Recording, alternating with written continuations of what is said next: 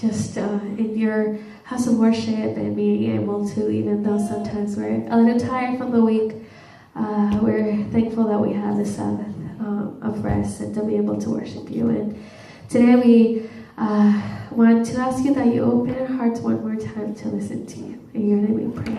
Amen.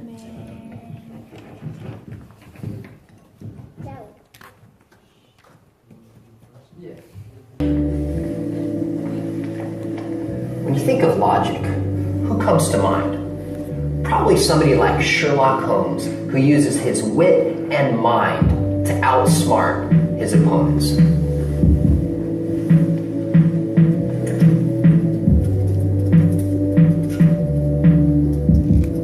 Maybe you feel this way when you've had a conversation with somebody with a different belief system, or when you're sharing your faith.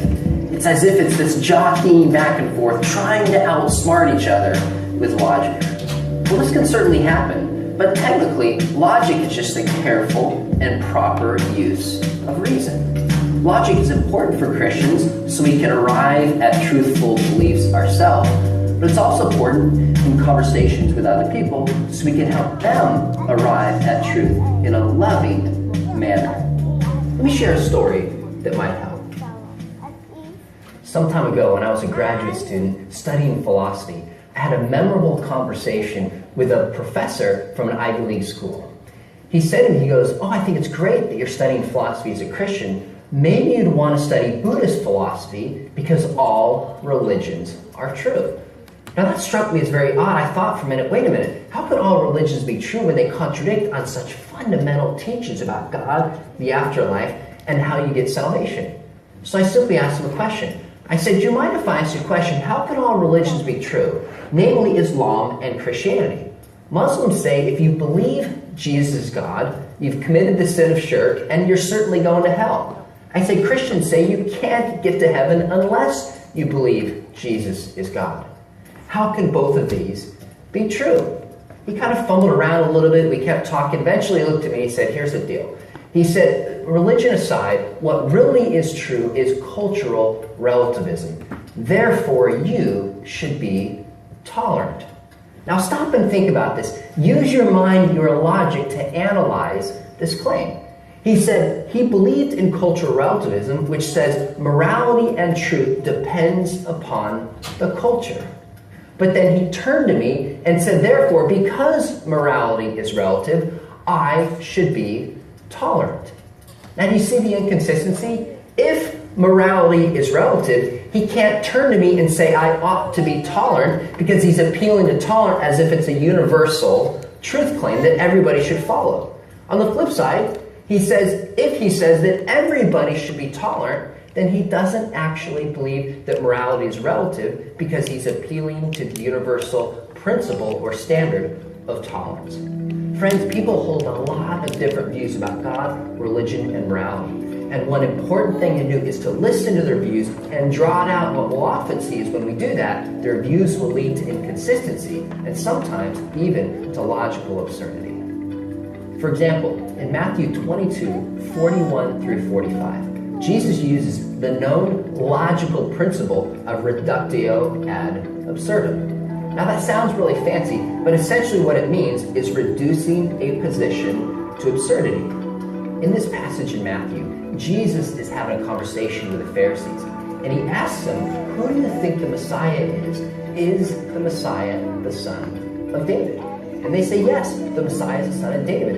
And what Jesus says is meant to draw out their view to show that it leads to absurdity. Now, how does he do this? He quotes from Psalms 110:1, in which David, who wrote that psalm, says that the Messiah is his Lord. And Jesus says, wait a minute, you just said that the Messiah is the son of David, but now we have David calling the Messiah Lord. How can that be? Now, what is Jesus' point? He's saying if you think that the Messiah is merely the son of David, then that leads to absurdity. But rather, it's more reasonable to conclude that yes, the Messiah is the son of David, but he's more than human. He actually is Lord, as David himself said in Psalms 110, verse 1. In my conversation with an Ivy League professor, I was trying to show that he held two views in contradiction that when drawn to their logical conclusion led to absurdity. This is exactly what Jesus was doing with the Pharisees.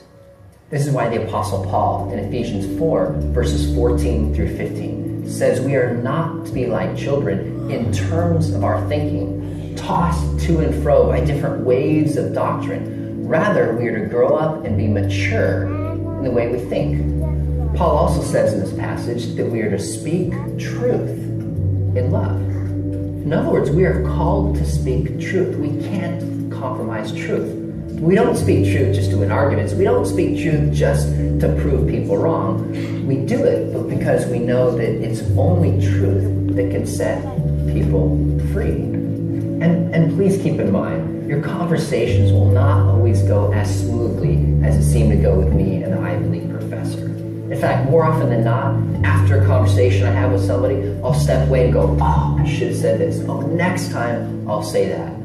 Learning to love God with our minds and use logic is a lifelong process.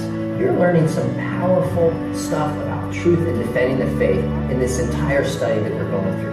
It's easy to start thinking, great, I'm going to write this down, I'm going to go online, I'm going to go in person to my parents, my friends, other non-believers, and win some arguments.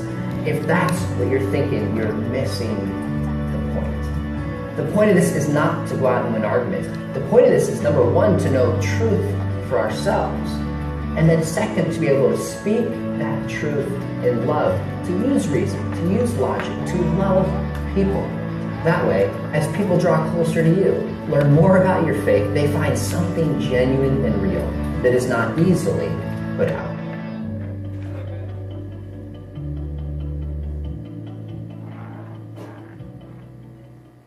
Did you just leave this? What was it called? Spelling Advocates. This is a series on advocates and how to speak out for God, right? And so we talked about first the apologetics. We skipped over faith, and we talked last week about truth. And then this week we're talking about logic. Now, logic, I found out, is where the rubber actually meets the road. It's where we can use the truth of what we learned from God, and then we use it and utilize it to explain to others. So the meaning of logic is actually the process of thinking according to reason. So you're thinking to reason out, right? Like we all know the square root of 16 is 4. That's we all know that. It's because we actually gone through the process of learning 4 times 4 is 16. Or better yet, 4 plus 4 plus 4 plus 4 is 16. And it's actually when we actually have gone through the process to understand this truth is when we figured out that number 4. So it's a matter of making sense of what you come to. So we must come and have practice over this truth. This truth is what we must practice. And something profound that I found out, and what he was talking about earlier, was something about the gospel. And I looked at Matthew chapter 1 and 2, and Matthew really believed, the gospel, the 4 gospels, is where they really truly believed that God was the Messiah. And when, so what he does, actually, if we look at Matthew, right? Matthew. Actually, the first chapter of Matthew, he's actually going through a genealogy. The genealogy of things.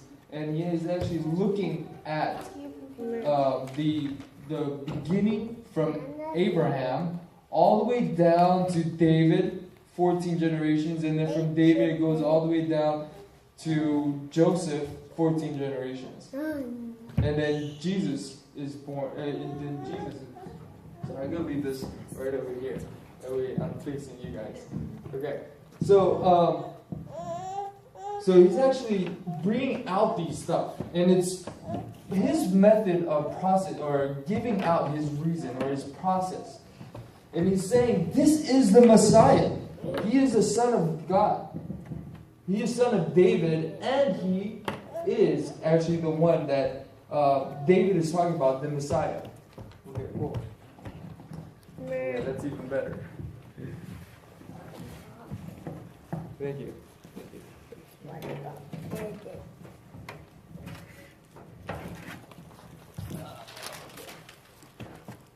All right. So it's my first time doing this, so.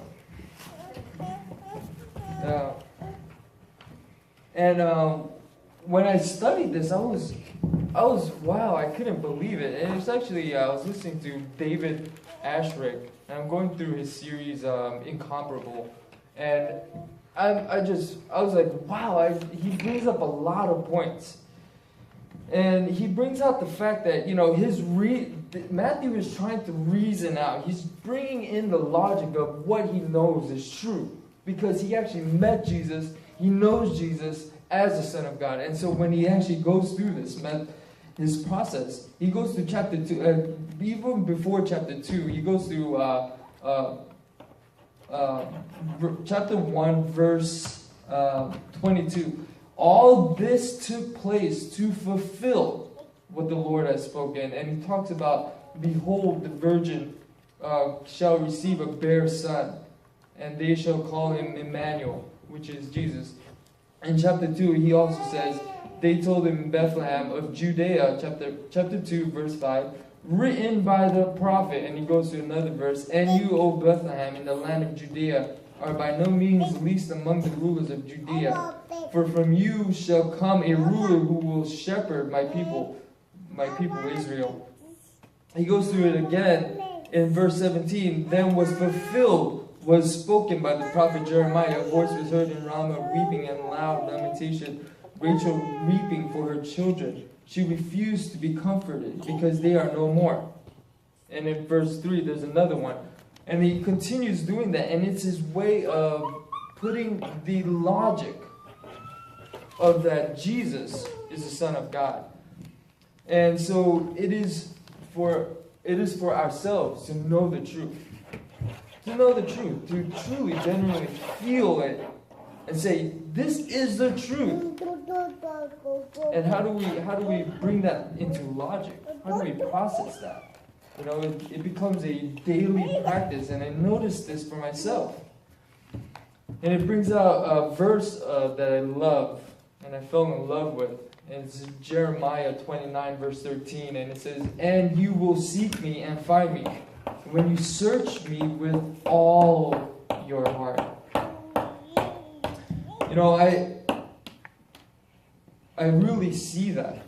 Because, in my studies, I wasn't even thinking about this. And then Wednesday, I was just, oh yeah, I forgot. I have to study for this, right? I have this thing that I have to preach for, or give a sermon on, or I don't know what it's called. But what I had already studied, and I had daily communion or daily practice with God, daily devotions and stuff like that, and all of this stuff start to come together. The verse 29, Jeremiah, I read it in my devotional book that I got from Pastor Yang. And also I got the Matthew from listening to David Ashrick. And when I started to listen to this and truly awe in God and try to fathom who He is. And then I'm like, oh yeah, I have this thing, logic.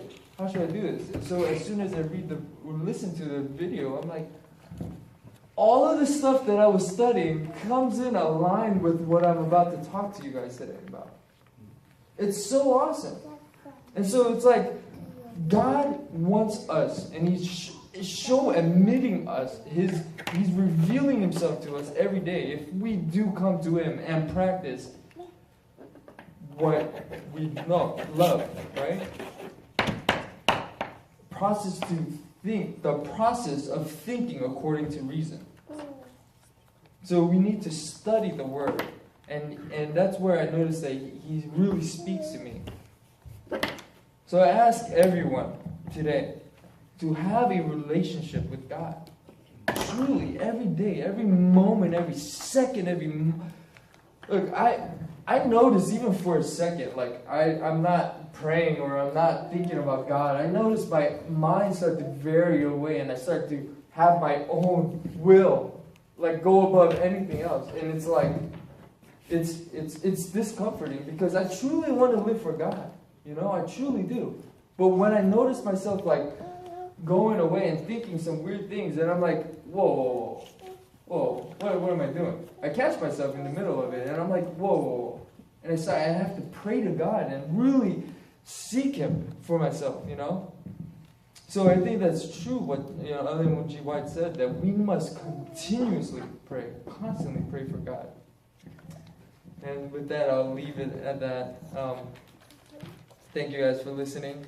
Let's have a word of prayer. Thank you, Lord Jesus, for your mercy and your tenderness, Lord Father God, and for the truth that you have held for us and allowed us to read and fathom you. Lord Jesus, in all things, Lord Jesus, we ask to be with you every day, every moment, every second, Lord Father.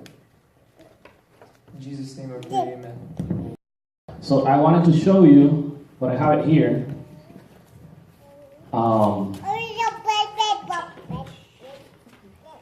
When we finished the series on why God, a lot of people asked for Bible studies. And we finally found a way. We were trying to schedule everybody to the Bible studies, but it was hard because it was a lot of people with different schedules, and then trying to fit that into my schedule in school. It did not work out very well. But I'm happy to say that we found a way. God always opens a door.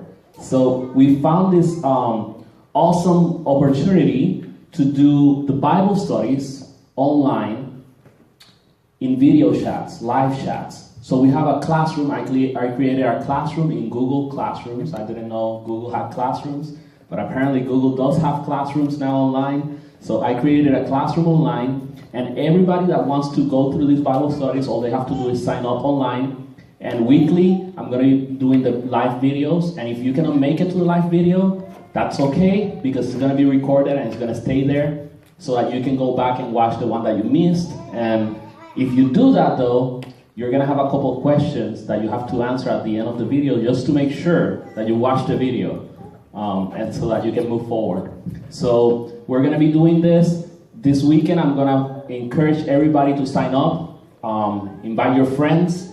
Even the friends that are not here in church or are from another church, everybody's welcome to do these Bible studies. The good thing about having this online classroom is that you can literally invite anybody to join us. And if you still feel like, but I wanted to do one-on-one Bible studies with Pastor, that's okay. You can come to me as well, and we can schedule that then to have one-on-one Bible studies as well. So I'm happy that David today got to share with us about logic, how we have to put in our heads, like use this logical facts about the belief that we have, the faith that we have in Jesus, to be able to explain to others and be advocates to others. So with that, we are concluding tonight, but not before telling you all that you are required to be here next Friday and next Saturday. You're not invited, you're required. Because what's going on next weekend? Anyone? The Youth Rally.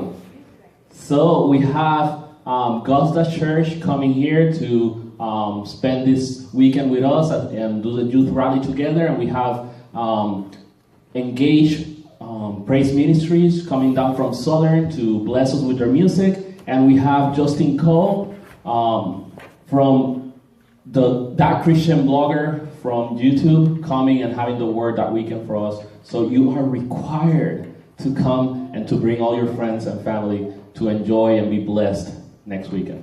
So God bless, and I'll see you all tomorrow.